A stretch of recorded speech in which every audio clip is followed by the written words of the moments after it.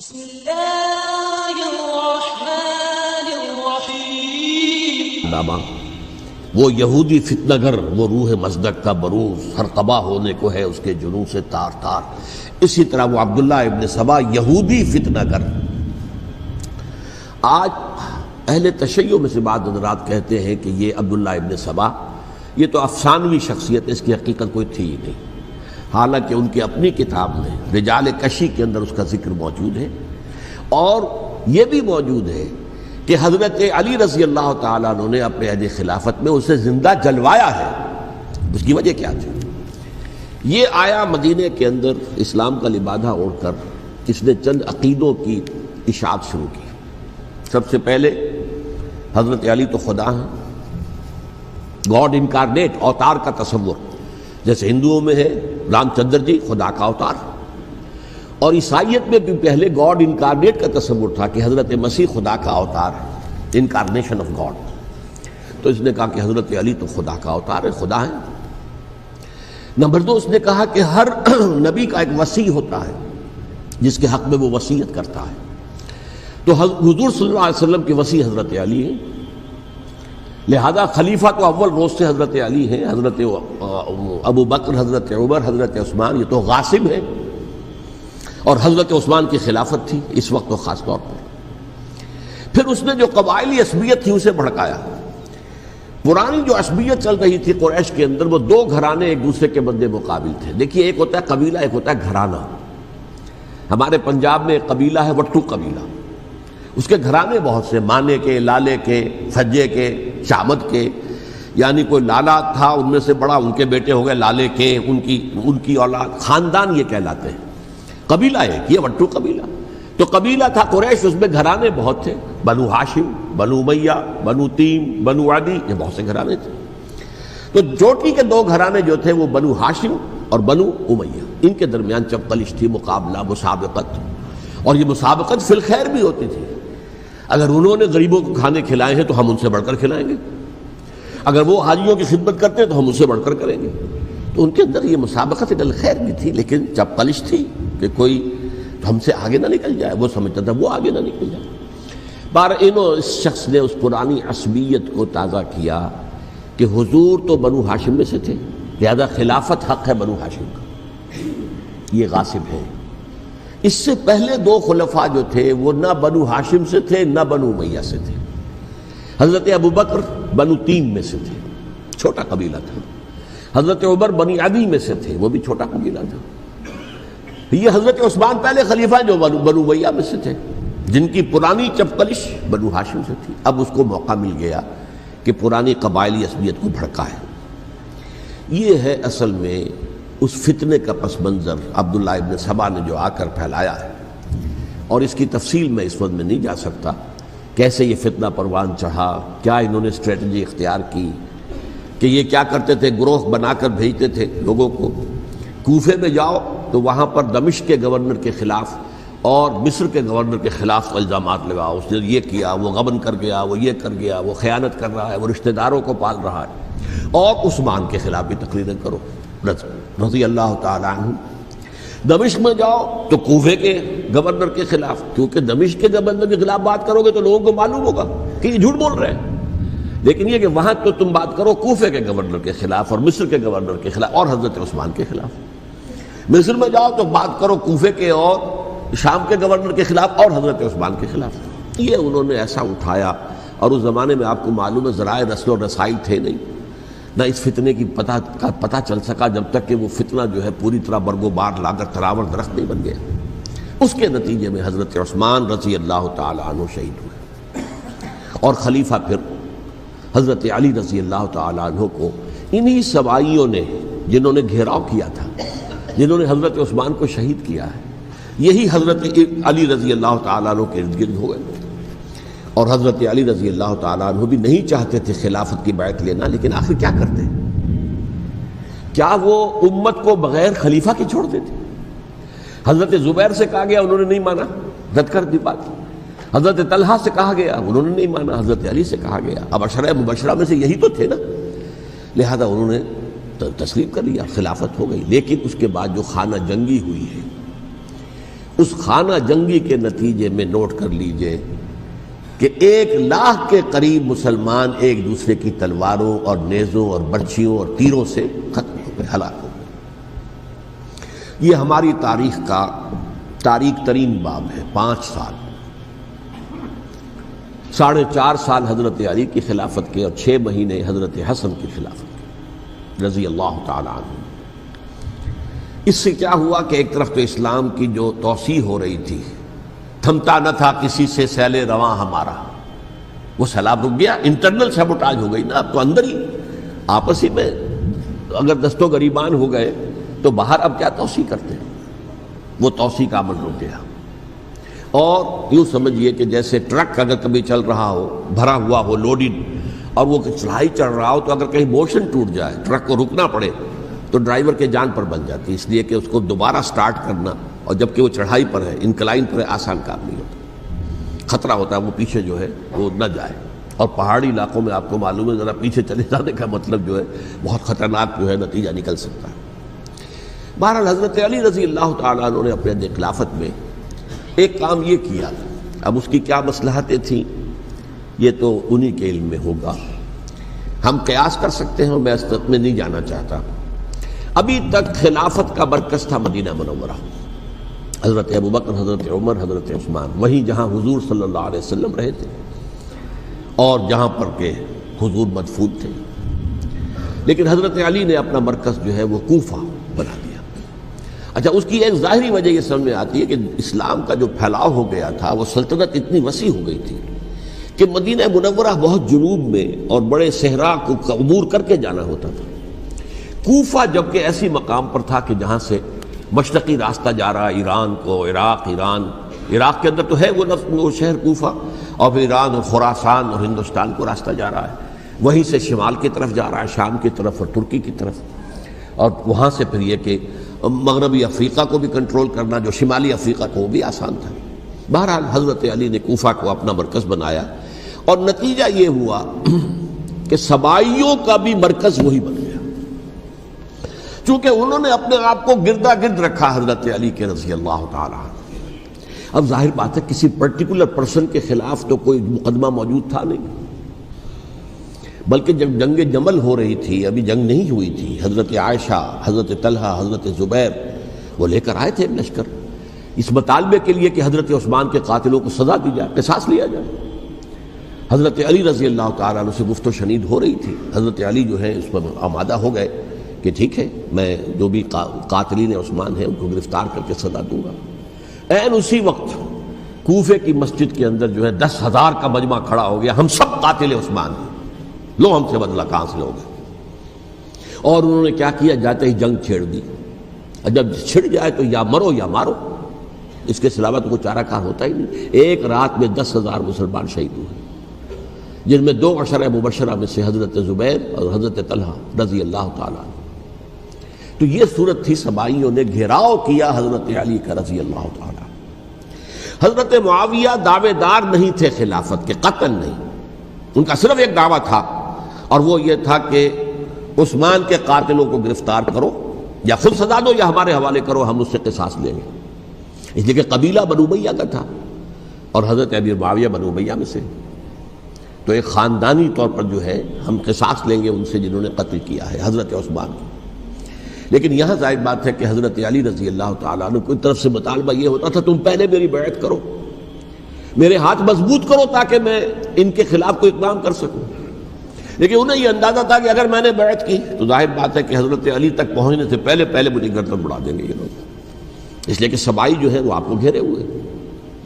بہرحال ایک عجیب الجھاؤ، ایک ڈائلیما تھا جس کی وجہ سے یہ جنگ چلتی رہی، اور حضرت علی رضی اللہ تعالیٰ عنہ کو انہی کے شیعان علی ہی کے اندر سے وہ جماعت علیحدہ ہوئی تھی جس کو ہم خوارج کے نام سے جانتے ہیں، اور ایک خارجی ملجم ابن ملجم ہی نے حضرت علی کو شہید کیا رضی اللہ تعالیٰ عنہ۔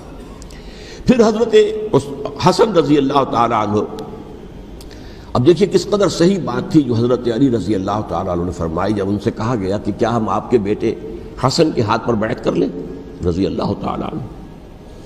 فرمایا نہ میں تمہیں اس کا حکم دیتا ہوں نہ میں اس سے روکتا ہوں، یہ تمہارا معاملہ ہے، امرہم شورا بینہم، تم اپنے باہمی مشورے سے جو فیصلہ کرو گے ٹھیک ہے، میں نہ حکم دیتا ہوں نہ روکتا ہوں۔ اس کا کیا مطلب ہے؟ باپ کے بعد بیٹے کی خلافت ہرگز حرام نہیں ہے، ورنہ کہتے کیسے ہو سکتا ہے میرا بیٹا؟ نہیں، یہ نہیں کہا آپ نے۔ حضرت عمر سے بھی کہا گیا تھا کہ اپنے بیٹے کو نامزد کر دیں، عبداللہ ابن عمر کو، تو انہوں نے جواب میں کیا کہا؟ اسے تو طلاق دینی بھی نہیں آتی۔ انہوں نے اپنی کسی زوجہ کو طلاق دی تھی اور اس میں جو صحیح ترین طریقہ ہے وہ اختیار نہیں کیا تھا، انہیں طلاق دینے تک نہیں آتی تو میں اسے خلیفہ بنا دوں۔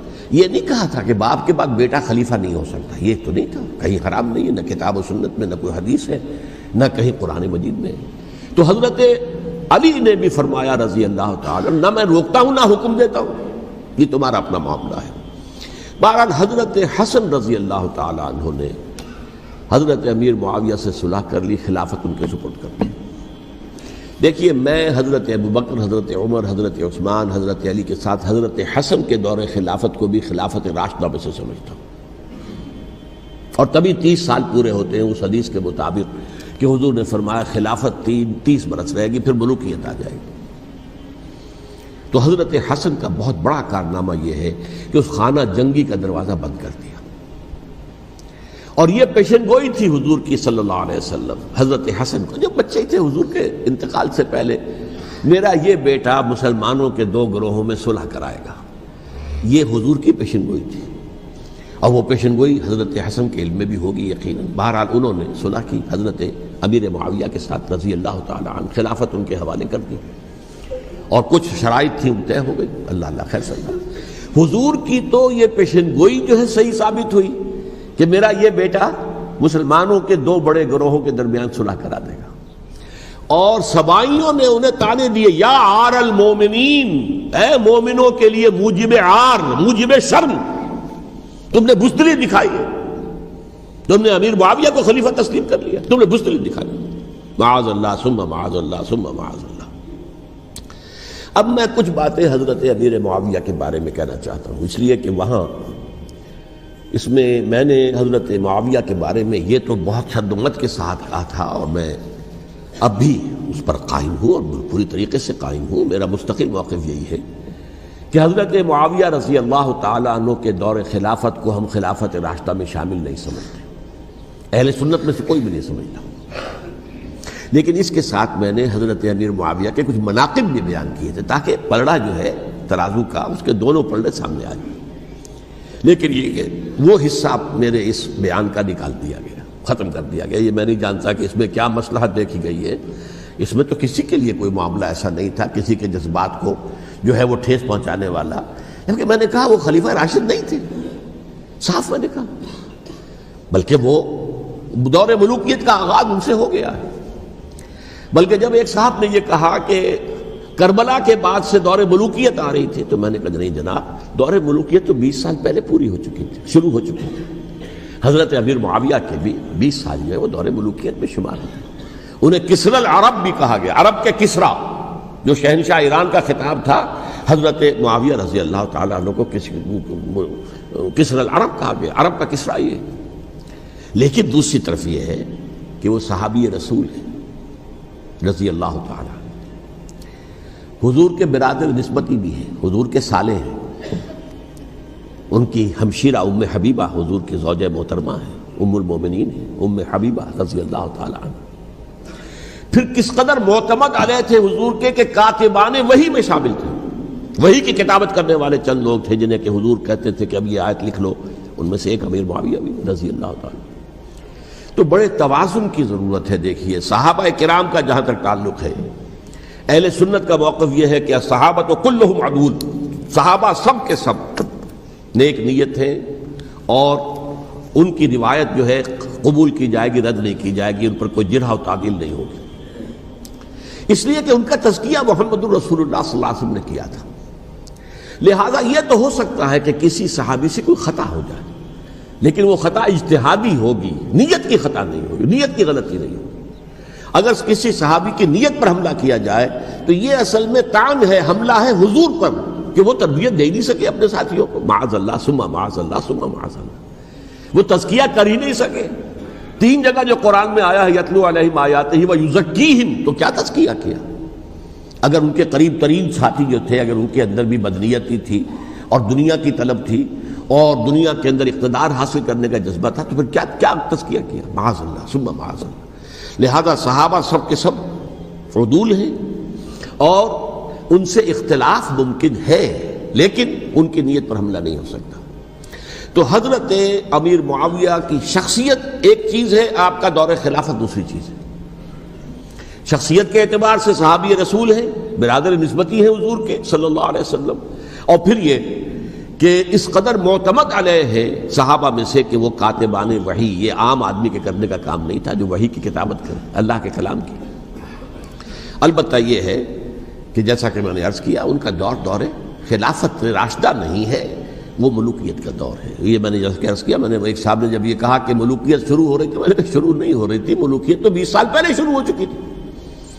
اسی طریقے سے ایک صاحب نے کہا تھا کہ اسلام کو قائم کرنے کے لیے حضرت حسین میدان میں آئے، میں نے کہا یہ بھی غلط ہے، اسلام تو 60 سال پہلے قائم ہو چکا تھا، نبی اکرم صلی اللہ علیہ وسلم کے دست مبارک سے اسلام قائم ہو گیا، جاء الحق وزهق الباطل ان الباطل کان زهوقا، پھر 30 برس تک وہ کامل شکل کے اندر قائم رہا۔ تو اسلام جو ہے در حقیقت اب قائم کرنے والی بات نہیں تھی، البتہ اس کے اندر زوال شروع ہو گیا تھا، اس زوال کے عمل کو روکنے کے لیے حضرت حسین میدان میں آئے۔ یہ ایک چیز کو صحیح تاریخی پرسپیکٹو میں رکھنا، تو جس طرح سے دین کو قائم کرنے کے لیے دیکھیے، قائم تو کیا محمد رسول اللہ صلی اللہ علیہ وسلم والذین معہ رضی اللہ تعالی عنہ، انہوں نے کیا تھا۔ ہاں اب جو ہے وہ اپنی اس شاندار حیثیت سے نیچے گرنے لگا تھا، وہ میں بعد میں عرض کروں گا کہ میں نے اسے کیا عرض کیا تھا کہ یہ اس زوال کو روکنے کے لیے کسی طریقے سے یہ اپنی اصل حقیقت میں قائم رہے، یہ حضرت حسین رضی اللہ تعالیٰ عنہ کی سعی تھی۔ اچھا، حضرت امیر معاویہ کے جو 20 سال ہیں وہ پورے امن، سکون، اطمینان، کوئی جھگڑا، کوئی فساد، کوئی اختلاف، کوئی باہمی خاندانی، کچھ نہیں، 20 سال۔ یہ بھی تاریخ کی بڑی چشم کشا حقیقت ہے جو عام طور پر لوگوں کے علم میں نہیں ہے۔ سبائی بھی دبتے رہے، حضرت امیر معاویہ کی حکومت اتنی مضبوط تھی، کنٹرول، کہ ان کو کچھ سر اٹھانے کا موقع نہیں ملا۔ موجود تھے، دب کے رہے، جیسا کہ میں نے کہا ریولوشن کے آخری مرحلے پر آ کر جو مخالفین ہیں وہ دب جاتے ہیں کہ پھر دیکھیں گے، موقع ملے گا تو پھر لیں گے ان سے حساب کتاب۔ 20 سال رہے ہیں پورے امن کے، 10 سال کے بعد یعنی درمیان میں ہے حضرت امیر معاویہ کا عہد خلافت۔ ایک صحابی جو کہ بزرگ صحابہ میں سے ہیں، مغیرہ ابن شعبہ رضی اللہ تعالی عنہ، وہ آتے ہیں اور وہ کہتے ہیں کہ دیکھیے امیر المومنین، کتنی بڑی خانہ جنگی رہی تھی مسلمانوں کی آپس میں، اور اب بھی اگر آپ کسی کو نامزد کیے بغیر چھوڑ گئے امت کو تو پھر خانہ جنگی ہو جائے۔ 1 لاکھ اس وقت جو ہے وہ ہلاک ہوئے تھے، نہ معلوم اب کتنے ہلاک۔ لہٰذا آپ اپنی زندگی ہی میں نامزد کر دیجئے کسی کو خلیفہ، ولی عہد بنا دیجئے۔ حضرت امیر معاویہ نے ابتداءً جو ہے انکار کیا نہیں، لیکن ان کے دلائل ایسے تھے وزنی، اور میں سمجھتا ہوں کہ وہ بات صحیح تھی جو مغیرہ ابن شعبہ نے کہی، اس لیے کہ اب صحابہ کرام میں سے جو کبار صحابہ تھے وہ تو سب دنیا سے رخصت ہو چکے تھے۔ اب تو یا صغار صحابہ رہ گئے تھے جو حضور کے زمانے میں بچے تھے، حضرت حسن، حضرت حسین، عبداللہ ابن زبیر، یہ بچے تھے نا، یا تو وہ تھے، اور یا بالکل نو مسلم تھے، اور نو مسلموں میں بڑی تعداد وہ تھی جو ایرانیوں کی تھی، شامیوں کی تھی، ادھر کی تھی، تو ان کو تو ظاہر بات ہے کہ تربیت نبوی سے کیا خلافت راشدہ سے بھی اکثر و بیشتر کو کوئی حصہ ملا ہی نہیں۔ تو اس صورت میں اب وہ اعلیٰ ترین معیار پر حکومت کے نظام کو قائم کرنا ممکن نہیں ہے۔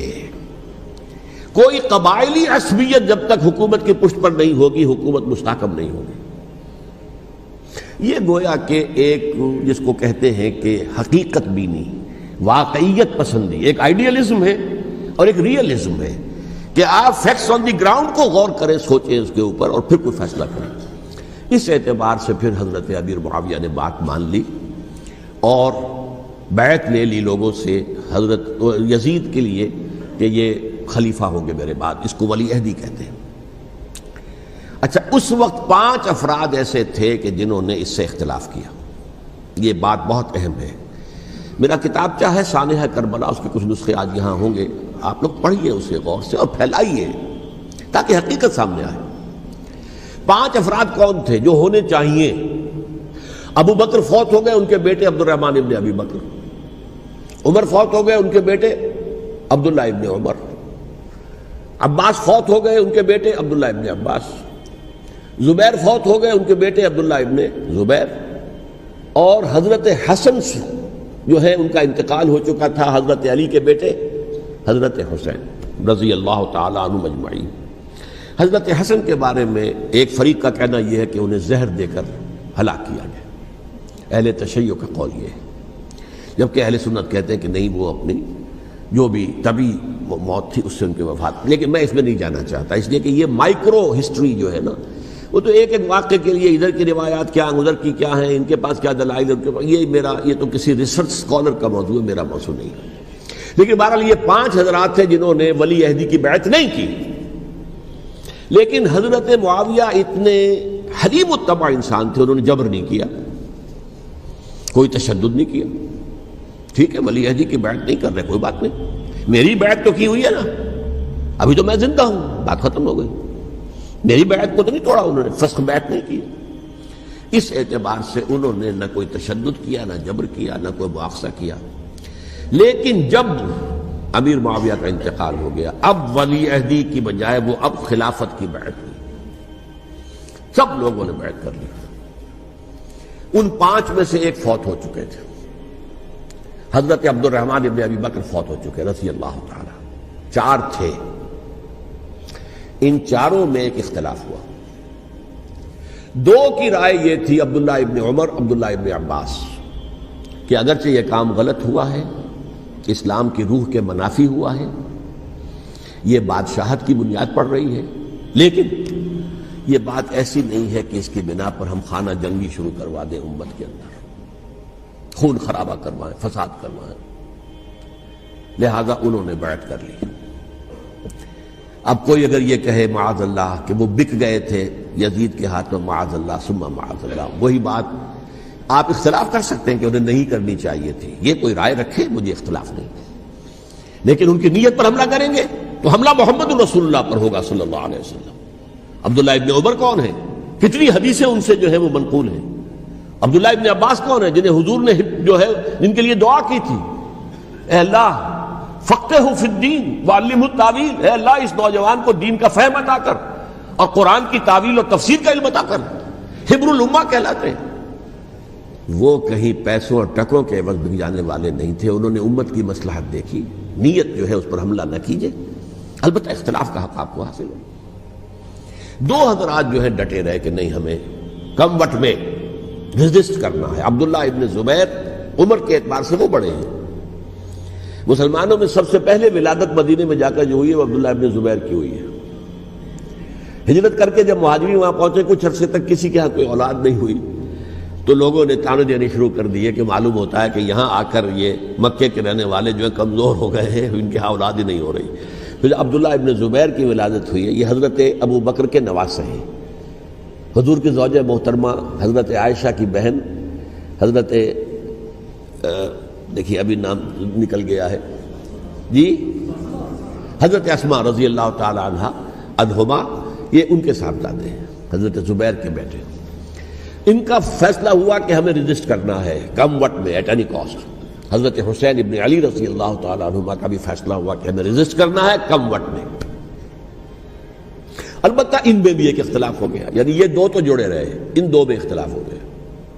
عبداللہ ابن زبیر کا کہنا یہ تھا کہ ہمیں حجاز میں رہنا چاہیے، یہ سرزمین ہے جس میں نبوت کی برکات سب سے زیادہ ہیں، یہاں ہم مضبوط قلعے کے اندر ہیں، ہمیں یہاں سے جو ہے رجسٹ کرنا چاہیے اور ختم کرنا چاہیے اس نظام کے اندر جو خرابی آ گئی ہے اس کو۔ حضرت حسین رضی اللہ تعالیٰ عنہ کے پاس خطوط کا تانتا بنا ہوا تھا، کوفے سے لوگ خط لکھ رہے تھے، آئیے آئیے آئیے، ہم آپ کے ہاتھ پر بیعت کریں گے، ہم آپ کے ہاتھ پر بیعت کریں گے، ہم آپ کے ہاتھ پر بیعت کریں گے۔ یہی وہ کوفہ جو حضرت علی کا دارالخلافہ رہا تھا اور جو پھر سبائیت کا گڑھ بن گیا تھا۔ چنانچہ حضرت حسین نے حضرت مسلم بن عقیل کو بھیجا وہاں پر کہ میرے نمائندے کی حیثیت سے جا کر وہاں پر بیعت لو۔ 10-12 ہزار افراد نے بیعت کر لی، لیکن اس کے بعد یزید کی طرف سے گورنر بنا کے بھیجا گیا ابن زیاد کو۔ ابن زیاد نے آ کر جو تشدد کیا اور سختی کی تو سب کے سب بیعت توڑ کر اور سب منحرف ہو گئے. مخلصین تو وہ تھے نہیں. الکوفی لایوفی، کوفی جو ہے وہ تو کوئی وعدہ وفا کرنے والا ہوتا ہی نہیں، بیعت توڑ دی. فمن نقص فانما ينقص على نفسه، بیعت کے بعد بیعت توڑ دینا بہت بڑا گناہ ہے، توڑ دی. ادھر اطلاع مل گئی حضرت حسین کو، چل چکے تھے، وہ راستے میں تھے کہ وہاں تو مسلم بن عقیل شہید ہو گئے اور سب لوگوں نے بیعت توڑ دی. اب واپس جانا چاہتے تھے لیکن مسلم بن عقیل کے بیٹے جو ہیں اڑ گئے. یہ عرب کی اپنی ایک جو ہے پرانی ان کی حمیت اور ان کا قبائلی نظام کہ اب ہم اپنے والد کے خون کا قصاص لیے بغیر نہیں جائیں گے. حضرت حسین رضی اللہ تعالیٰ عنہ کی مروت اور شرافت، یہ میرا ساتھ دینے کے لیے آئے تھے، اب میں ان کا ساتھ نہ دوں تو یہ تو شرافت اور مروت کے خلاف ہے. کہا اچھا چلو چلتے. وہاں جا کر بھی عین اپنے میدان کے اندر بھی حضرت حسین رضی اللہ تعالیٰ عنہ نے 3 چیزیں پیش کی ان کوفیوں کے لشکر کے خلاف. سب سے بڑا لشکر کے اندر سب سے بڑے تو کوفی تھے جنہوں نے بیعتیں کی ہوئی تھی حضرت حسین کے ساتھ. دیکھو مجھے جانے دو واپس حجاز کی طرف، یا مجھے سرحدوں پر بھیج دو تاکہ میں کافروں کے ساتھ جنگ کرتے ہوئے اپنی جان دے دوں، یا مجھے یزید کے پاس جانے دو، میں اپنا معاملہ اس سے طے کر لوں. لیکن کوفیوں کو یہ گوارا نہیں تھا. اگر یہ یزید کے پاس پہنچ گئے تو ہمارا کچا چٹھا بیان کر دیں گے کہ مجھے تو ان لوگوں نے ورغلا کر بلایا تھا. اس لیے کہ دیکھیے حضرت امیر معاویہ کے 20 سالوں کے دوران میں بتا چکا ہوں ان کی حکومت اتنی مستحکم تھی کہ اس کے خلاف کوئی فتنہ اٹھانا ممکن نہیں تھا. اب چونکہ ایک چینج اوور ہوا تھا، اور چینج اوور میں آپ کو معلوم ہوتا ہے کہ ایک جس کو کہتے ہیں every thing is in the melting پاٹ، ابھی تو یہ درمیان کے اندر معاملہ ہے، تو انہیں موقع ملا. سر اٹھایا حضرت حسین رضی اللہ تعالیٰ عنہ کو، جو خطوط لکھے جس کے کہ تھیلے کے تھیلے اور بوریوں کی بوریاں بھری ہوئی حضرت حسین کے ساتھ تھی، وہ کہا کہ آئیے ہم آپ سے بیعت کریں گے. انہوں نے نہیں مانا. اور اصل میں حضرت حسین کے قاتل وہ کوفی ہیں، وہ بزدل، وہ منافق جنہوں نے بیعت کر کے بیعت توڑی. اور اب وہ آ گئے کہ اگر یہ حسین رضی اللہ تعالیٰ عنہ بچ کر کہیں یزید کے پاس پہنچ گئے تو پھر ہمارا کچا چٹھا جو ہے وہ سامنے آ جائے گا اور ہماری پھر شامت آ جائے گی. لہذا انہوں نے قتل کیا حضرت حسین کو رضی اللہ تعالیٰ. ایک بات جو علامہ ڈاکٹر قلب صادق نے فرمائی، اور مجھے میرے علم میں یہ بات پہلے نہیں تھی، وہ یہ کہ حضرت حسین کے قتل کا فتویٰ ایک بہت بڑے مفتی نے دیا تھا. یہ بات بھی ذرا سمجھ لیجیے. حضرت حسین رضی اللہ تعالیٰ عنہ کے قتل کا فتویٰ ایک بہت بڑے مفتی نے دیا تھا. کیوں دیا تھا؟ اس لیے کہ حضور کی احادیث موجود ہیں کہ جب ایک شخص کی ایک خلیفہ کی بیعت ہو جائے تو دوسرا اگر کھڑا ہو تو اسے قتل کر دو. کھلی حدیث.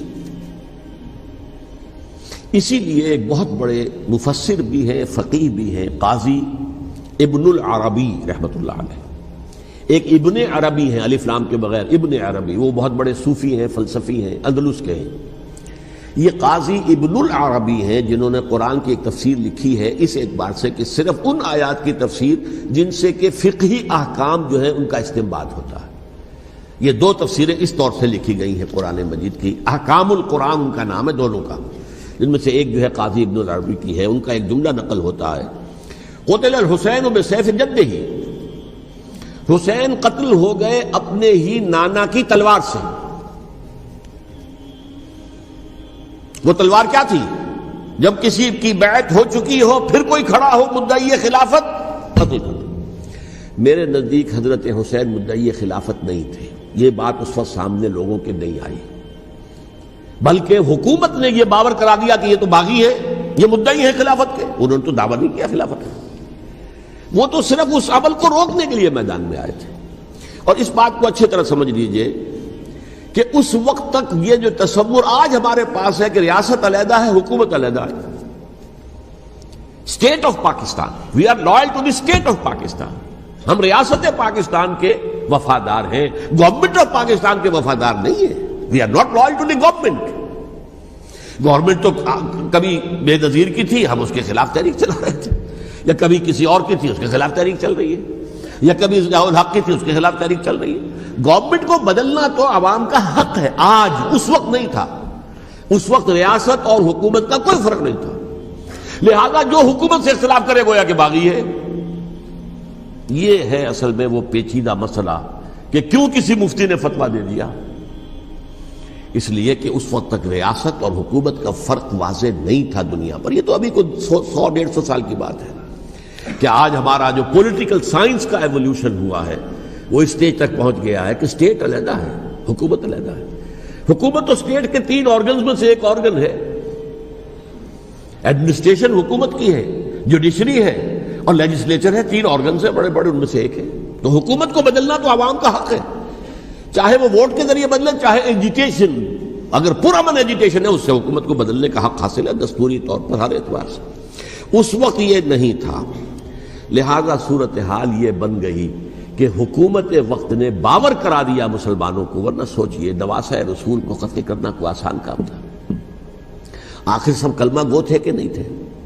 کلمہ گو تو تھے نا، اور حضور سے عقیدت اور محبت میں کمی، لیکن یہ کہ فتویٰ اگر ایک بہت بڑے مفتی کا، جو کہ حضرت علامہ ڈاکٹر قلب صادق صاحب نے فرمایا، مجھے اس مفتی کا نام بھی معلوم نہیں، کہ ایک مفتی ہی کا فتویٰ تھا وہ، جس کے بنا پر اب ان لوگوں نے حضرت حسین کو قتل کیا، اور یہی وجہ ہے کہ انہوں نے پھر خیموں کو بھی آگ لگا دی۔ وائی حالانکہ دیکھیے اگر دشمنی کا انتقام ہوتا تو حضرت علی بن حسین جو بیمار تھے، جو بعد میں زین العابدین رحمت اللہ علیہ کے نام سے پھر یہ اہل تشیع کے چوتھے امام معصوم ہیں، حضرت علی، حضرت حسن، حضرت حسین، اور پھر حضرت علی بن حسین زین العابدین رحمت اللہ علیہ، کیا ان کو بھی قتل کر دیتے؟ حضرت حسین کی نسل ہی ختم ہو جاتی، لیکن نہیں کیا۔ آگ کیوں لگائی؟ آگ اس لیے لگائی کہ وہ جو ڈاکومنٹری پروف ہے ہماری غداری کا یزید کے خلاف حضرت حسین کو جو ہم نے دعوت دی، وہ جو ڈاکومنٹری پروف خطوط کی شکل میں موجود ہے وہ ختم ہو جائے، ڈسٹرائے ہو جائے۔ اس کے لیے انہوں نے خیموں میں آگ لگائی۔ بہرحال یہ ہے تاریخی پس منظر، یہ اسی سبائی فتنے کا تسلسل ہے جس نے سب سے پہلے حضرت عثمان کی جان لی رضی اللہ تعالیٰ عنہ۔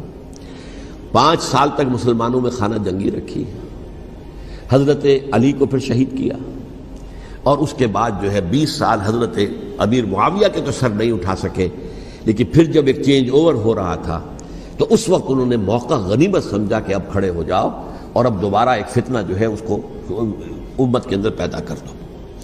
اچھا، اس معاملے میں ایک بات جو میں نے وہاں کہی کہ ہمارے ہاں شاعرانہ جو مبالغہ آمیزی ہے، یہ میری گفتگو کا حصہ انہوں نے حذف کر دیا ہے، اور میں نے ایک سنی شاعر، بہت بڑے عالم، جن کے حوالے سے آج بھی میری تقریر ہوگی خالق جناح ہال میں، مولانا محمد علی جوہر کے ایک شعر کے حوالے سے کہا کہ قتل حسین اصل میں مرگ یزید ہے، اسلام زندہ ہوتا ہے ہر کربلا کے بعد۔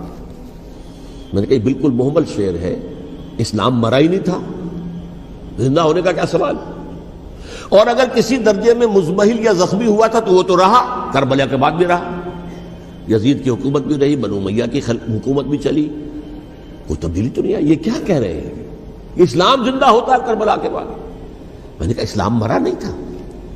جیسے میں نے یہ کہا کہ ملوکیت جو ہے وہ اب شروع نہیں ہوئی، ملوکیت تو 20 برس پہلے شروع ہو چکی تھی حضرت امیر معاویہ کے، لیکن ظاہر بات ہے کہ حضرت حسن نے، حضرت حسین نے اس کو قبول کیا، اور حضرت حسین نے تو پھر 10 سال تک ولی عہدی جو تھی چاہے بیعت نہیں کی، لیکن اس کے خلاف میدان میں آ کر چیلنج تو نہیں کیا۔ اس اعتبار سے یہ معاملہ جو ہے اسلام زندہ ہوتا ہے کربلا کے بعد، یہ بے تکی بات ہے۔ ہاں، حضرت شاہ اسماعیل شہید رحمۃ اللہ علیہ کی اگر میں تشبیہ کو، تمثیل کو سامنے رکھوں تو اسلام کی عمارت 6 منزلہ ہے، 6ٹھی منزل ٹاپ کی وہ گر گئی، 5 منزلیں انٹیکٹ تھیں، اسلام مرا نہیں تھا۔ عدالت میں شریعت کے مطابق فیصلے ہو رہے تھے، قاضی تھے، مفتی تھے، شریعت نافذ تھی، اسلام کہاں مرا تھا؟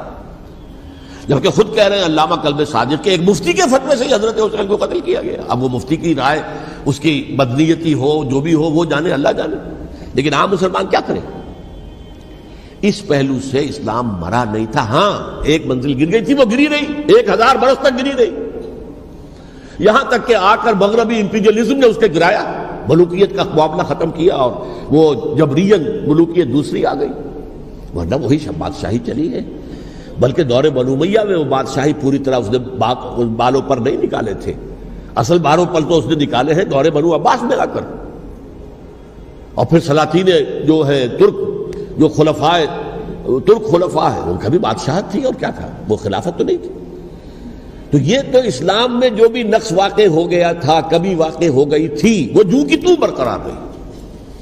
اس کو بھی تسلیم کیا. میں اللہ کا شکر ادا کر کے کہتا ہوں کہ دونوں حضرات، دونوں شیعہ دانشور اور بڑی اعلیٰ سطح کے جو شیعہ عالم تھے، انہوں نے اس بات کو تسلیم کیا اور میری اس بات کو چیلنج نہیں کیا.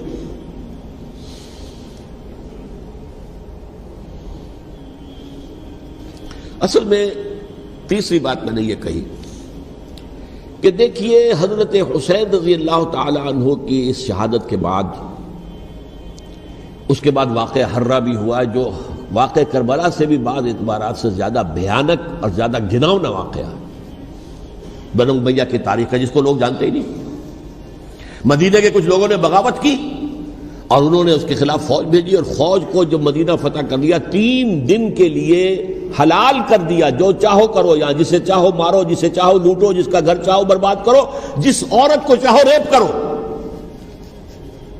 اور یہ مدینہ النبی کے اندر ہوا ہے. تو کاٹ کھانے والی ملوکیت کے اندر بہت سے واقعات ہوئے.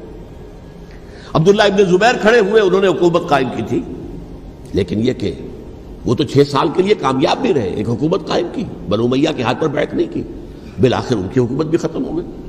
پھر حضرت زید کھڑے ہوئے، انہوں نے بغاوت کی، وہ بھی ناکام رہ گئے. پھر بنو عباس میں کھڑے ہوئے حضرت نفس زکیہ، حضرت حسن رضی اللہ تعالیٰ عنہ کے اولاد میں سے، وہ بھی ناکام ہو گئے، شہید ہو گئے. پھر یہ سمجھ لیا گیا کہ اب یہ جہاں تک 6ٹھی منزل ہے وہ تو دوبارہ تعمیر نہیں ہو سکتی. یہ تو جس کی لاٹھی اس کی بھینس، جس کے پاس طاقت ہوگی اس کی حکومت ہوگی، جس کا قبیلہ زیادہ قوی ہوگا، جس قبیلے میں زیادہ عصبیت ہوگی، مضبوط ہوگا، متحد ہوگا، طاقتور ہوگا، اسی کی حکومت ہوگی. البتہ اس کے نیچے لوگوں کے اخلاق کی اصلاح کرو. صوفیاء کرام نے وہ کام اپنے ذمے لیا، اور بالکل وہی کام ہے کہ جو ائمہ اہل بیت کرتے رہے. حضرت حسن کی اولاد میں پھر حضرت علی بن حسین رضی اللہ تعالی، حضرت حسین کی اولاد میں پھر امام محمد باقر، امام محمد جعفر صادق، اور اس کے بعد بھی 5 اور. کسی نے بغاوت نہیں کی. جیسے علماء کرام کام کر رہے تھے اور جیسے صوفیاء کرام کام کر رہے تھے، ایسے ہی وہ مسلمانوں کی علمی تربیت، روحانی تربیت و تزکیہ کر رہے تھے. کسی نے حکومت کو چیلنج نہیں کیا. نوٹ کر لیجیے اس بات کو. حضرت علی نے بھی چیلنج نہیں کیا تھا، حضرت حسن نے چیلنج نہیں کیا، خود صلح کر لی. تو ائمہ اہل بیت جو 12 یہ گنتے ہیں، جن میں سے آخری جو ہے حضرت مہدی کو تو ابھی ظاہر ہونا ہے، ان کے عقیدے کے مطابق وہ روح پوش ہیں، وہ ظاہر ہوں گے. لیکن 11 حضرات کے بارے میں یہ کہ حضرت حسین کے سوا کسی نے بھی چیلنج نہیں کیا وقت کے نظام. اور حضرت حسین نے بھی اس مغالطے پر کیا کہ کوفی ساتھ دیں گے، اور یہ موقع ہے کہ یہ جو 6ٹھی منزل اسلام کی گر گئی ہے، اسے دوبارہ تعمیر کر دیا جائے. انہوں نے خلافت کا دعویٰ نہیں کیا تھا، یہ انہیں عوام کو مغالطے میں مبتلا کیا گیا کہ یہ خلافت کا مدعی ہو کر سامنے آیا. جیسا کہ میں نے آپ سے کہا تھا، امیر معاویہ نے حضرت علی کے عہد خلافت میں کبھی خلافت کا دعویٰ نہیں کیا. مدعی خلافت نہیں تھے. وہ تو یہ کہتے تھے کہ قاتلان حسین جو ہے، قاتلان عثمان کو سزا دو، قصاص دو، بس. اسی طرح حضرت حسین نے بھی. اب دیکھیے اس ضمن میں اس میں کوئی شک نہیں ہے، حضرت حسین رضی اللہ تعالی عنہ کی جو شہادت ہوئی ہے، ان کے ساتھیوں کی، اعزاء و اقارب کی، تاریخ انسانی میں یہ عزم، ہمت، شجاعت، مثابرت، صبر، استقلال، استقامت، اس کی بہت روشن مثال ہے، بہت روشن مثال ہے، بہت روشن مثال ہے. لیکن اس سے تاریخ کی رفتار پر کوئی اثر نہیں پڑا. وہ جو ملوکیت آ گئی تھی وہ اور گہری سے گہری ہوتی چلی گئی. واقعہ کربلا کے بعد تو واقعہ ہررا ہوا، میں نے گنوا دیا آپ کو، اس سے زیادہ تو میرے خیال میں کہ اور ہمارے لیے لائق شرم جو ہے کوئی واقعہ ہے ہی نہیں اس پہلو سے۔ لیکن حضرت حسین کا ایک، اب ان کو یہ کہ میں مطلب یہ کہ اگر میں ان کے ہاتھ پر بیعت کر لیتا ہوں جو کہ اس وقت سامنے موجود تھے کہ یزید کی بیعت تمہارے ہاتھ پر کرتا ہوں، تو گویا کہ اپنے آپ کو سرنڈر کر دیتے ہیں۔ وہی خطرہ جو امیر معاویہ کو تھا کہ مجھے وہ تو پہنچنے بھی نہیں دیں گے علی تک رضی اللہ تعالیٰ عنہ، اور مجھے پہلے ہی شہید کر دیں گے۔ یہی خطرہ حسین کو تھا رضی اللہ تعالیٰ عنہ کہ مجھے یزید تک پہنچنے نہیں دیں گے، پہلے ہی قتل کر دیں گے۔ اور ویسے بھی یہ ایک شرافت، مروت اور حمیت اور غیرت اور عزت نفس کا تقاضا بھی تھا کہ بھائی معاملہ ہے یزید کا، میرا مجھے وہاں جانے دو، اللہ اللہ خرسنا، یو کین اسکورٹ می، میرے دائیں بائیں چلو تاکہ میں کہیں اور بھاگ نہ جاؤں تمہارے خیال میں، مجھے وہاں پہنچا دو، میں وہاں پہ جا کے اسے معاملہ کر لوں۔ لیکن انہوں نے قتل کیا، اصل قاتلان کوفی، وہی سبائی۔ البتہ یہ ہے کہ اس واقعے کی جو یادگار ہے اس میں کوئی شک نہیں ہے کہ اس نے مسلمانوں میں سے ایک گروہ کے دل میں قربانی اور شہادت کا جذبہ بہت پیدا کیا، اس میں کوئی شک نہیں۔ اور جس طریقے سے کہ عاشورہ محرم میں یاد منائی جاتی ہے، جس طریقے سے اس نے اہل تشیع کے اندر قربانی کا جذبہ بے انتہا پیدا کر دیا، اگرچہ وہ جذبہ بروئے کار نہیں آتا، اس لیے کہ ان کے ہاں یہ عقیدہ ہے، یہ طے ہے کہ جب تک حضرت مہدی ظاہر نہیں ہوں گے ہم کسی کے خلاف بغاوت نہیں کریں گے۔ یہ پوری تاریخ میں ان کا معاملہ رہا، تمام جو ہے ائمہ اہل بیت کا معاملہ رہا، جب تک مہدی نہیں آتے keep sitting and keep waiting, wait and see, that's all. یہ تو خمینی صاحب نے کیا ہے، آیت اللہ خمینی صاحب نے، کہ انہوں نے یہ ایران کے شیعوں کو باور کرایا کہ بھائی جب آئیں گے حضرت مہدی آ جائیں گے، لیکن ہم اب ہاتھ پر ہاتھ رکھ کر بیٹھے رہیں، باطل کو چیلنج بھی نہ کریں، ہمیں کچھ تو کرنا چاہیے، وہ ہاتھ پاؤں ہلانے چاہیے، اور کچھ نہیں تو مہدی کا راستہ جو ہے صاف کرنا چاہیے، تمہید کرنی چاہیے، ان کے راستہ ہموار کیا جائے۔ تو یہ ان کی بڑی عظمت ہے آیت اللہ خمینی صاحب کی کہ اہل تشیع ایران کے جو ہے ان سے انہوں نے یہ بات منوا لی کہ ہم بالکل انرٹ نہیں بیٹھے رہیں گے، بلکہ اب انہیں نائب امام قرار دے کر اور ولایت فقیہ کے فلسفے کے حوالے سے، یہ دو چیزیں ان کی جو ہیں بنیادی فلسفے کی ہیں، وہ اس وقت میرا موضوع نہیں ہے، انہوں نے عوام کو ایسا کھڑا کیا ہے کہ 20,000 سے لے کر 30,000 کے درمیان انسانوں نے جانیں دے دی، عورتوں کے جلوس نکلے، شیرخوار بچہ گود میں ہے عورت کے، اور گولی کھا رہی ہے، مر رہی ہے، گر رہی ہے۔ اب سوچئے زندگی کتنی عزیز ہوتی ہے، اور شیرخوار بچے کے لیے ماں کی جو زندگی ہے، اس ماں کو اپنی زندگی کتنی عزیز تر ہوگی کہ اپنے لیے نہیں تو اس بچے کے لیے مجھے جینا ہے، لیکن نہیں، گولیاں کھائیں اور گری۔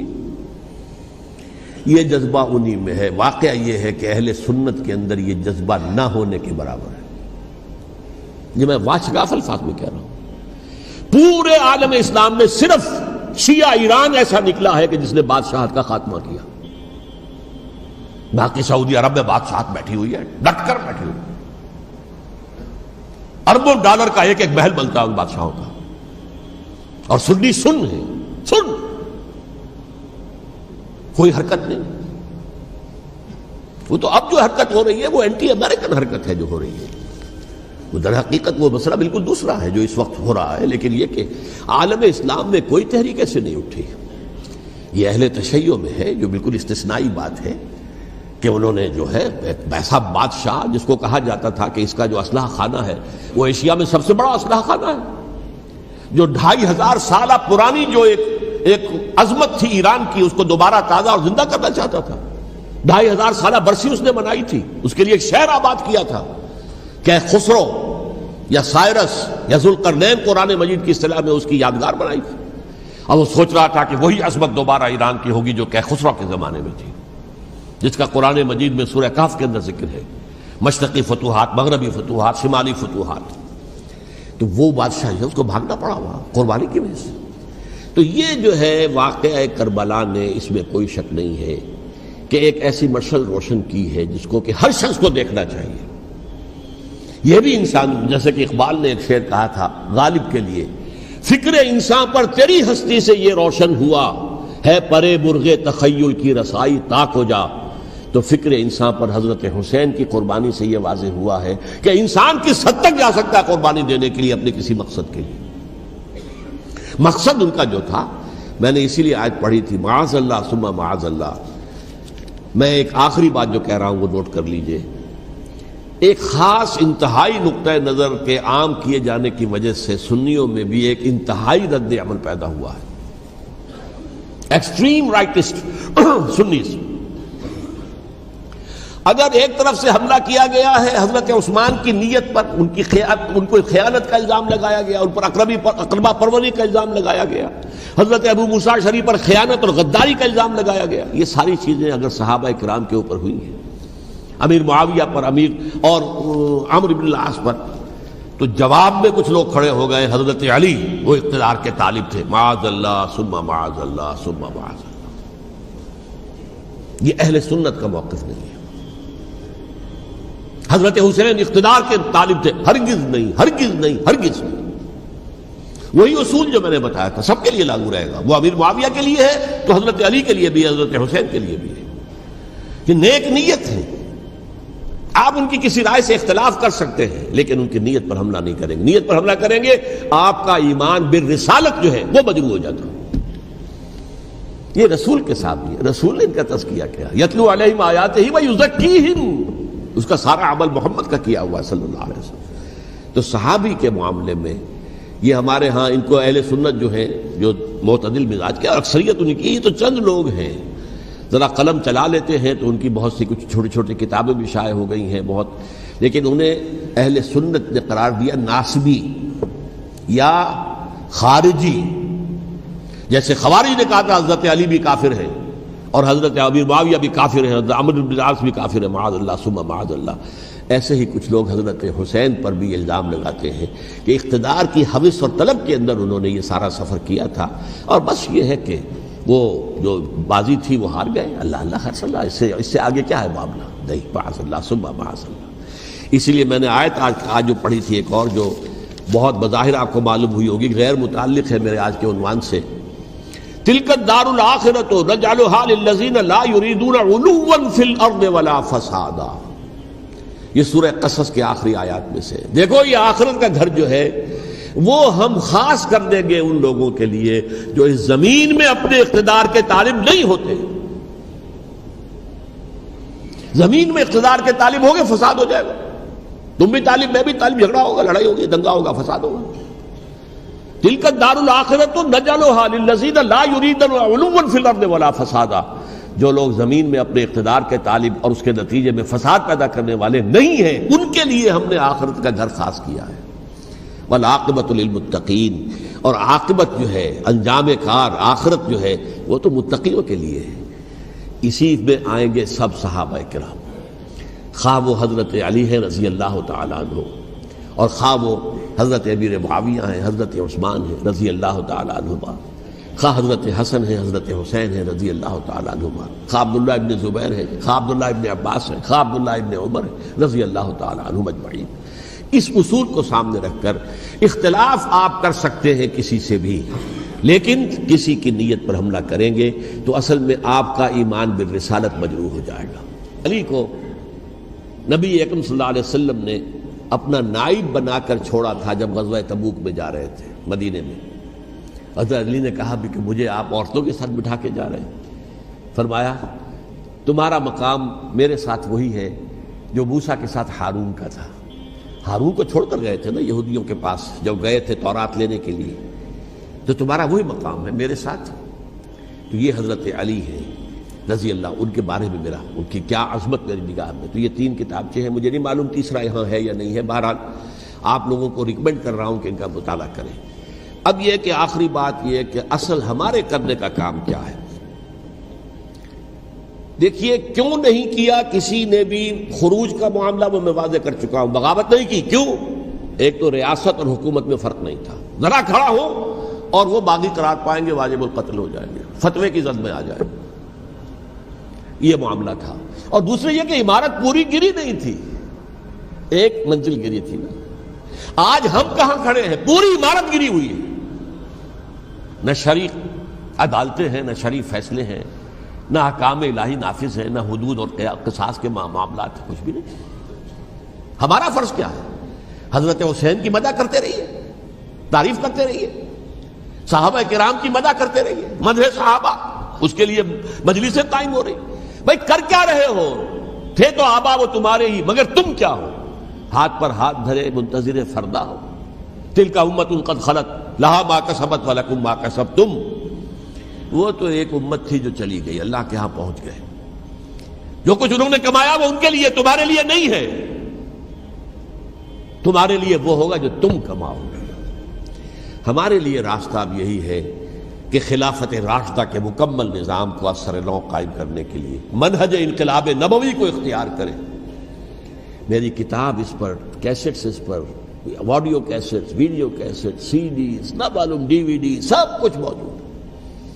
سیرت النبی پر تو میں عرض کر چکا ہوں، فلسفہ سیرت النبی سمجھنا ہے تو میری کتاب پڑھیے، ورنہ سیرت النبی آپ پڑھ لیں گے، واقعات معلوم ہو جائیں گے، فلسفہ سیرت سامنے نہیں آئے گا، اس کا آپ مطالعہ کریں گے میری کتاب سے۔ اور دوسرے یہ کہ یہ خلافت قائم کرنے کے لیے جو جد و جہد ہم کر رہے ہیں، تحریک خلافت پاکستان جس کا میں داعی ہوں ادنا سا، وہ تنظیم نہیں ہے، میں اس کا امیر نہیں، وہ ایک تحریک ہے۔ جیسے تحریک پاکستان کہلاتی تھی، جس کی تنظیم تھی مسلم لیگ، پارٹی کا نام مسلم لیگ تھا، لیکن تحریک پاکستان۔ اس طرح تحریک خلافت پاکستان وہ ہم نے چلائی ہے تنظیم اسلامی کے تحت۔ یہ خلافت جب پہلی چلی تھی آج سے 84 سال قبل، نومبر 1921 میں خالد دینا ہال میں وہ مقدمہ چلا تھا، جس کے نتیجے میں بڑے بڑے جو لیڈر تھے ہمارے، مولانا محمد علی جوہر اور مولانا حسین مدنی اور مولانا ابوالکلام آزاد، ان سب کو 2 سال کی قید کی سزا سنائی گئی تھی، بغاوت، مقدمہ بغاوت، یہ خالد دینا ہال تھے۔ اسی میں سن 91 یا 92 میں نے 3 دن تقریریں کی تھیں، جن میں آج سے پھر میں 3 تقریریں کرنے والا ہوں، ایک آج شام کو، ایک کل شام کو رات 9 بجے، آج بھی کل بھی، ایک پرسوں اتوار کی صبح کو 10 بجے ہے کیا 11 بجے۔ تو ان میں آپ حضرات شرکت فرمائیں، تاکہ اصل جو ہمارے کرنے کا کام ہے، تاریخ کو بھی سمجھنا چاہیے، تاریخ کے عوامل کیا ہیں، کیا پس پردہ عوامل کار فرما تھے، کیا کسی شے کی اصل حقیقت ہے، وہ سمجھنا چاہیے۔ لیکن یہ ہے کہ اس اعتبار سے میں نے جب یہ لفظ استعمال کیا تھا اس مذاکرے میں، لپ سروس، کہ یہ ہم صرف لپ سروس کرتے رہے، مدح کے بیان کرتے رہے، منقبت بیان کرتے رہے، حضور کی نعتیں کہتے رہے، تو اس سے تو بات نہیں بنے گی جب تک کہ وہ فرض منصبی شہادت علی الناس کا جو ہمارے ذمے ہے بحیثیت امت محمد صلی اللہ علیہ وسلم، اس کو ادا نہ کرے۔ مجھے خوشی ہے کہ اس کی بھی تائید دونوں حضرات نے کی، ہاں یہ لپ سروس کا معاملہ ہے۔ اللہ تعالی حضرت حسین کے نقش قدم پر چلتے ہوئے، بلکہ اصل میں تو ہمارے لیے اسوہ رسول ہے محمد صلی اللہ علیہ وسلم کا، اس پر چلتے ہوئے ہم پاکستان میں اسلام کا نظام خلافت قائم کرنے کی جد و جہد کریں۔ اللہ اکبر، لا الہ الا اللہ۔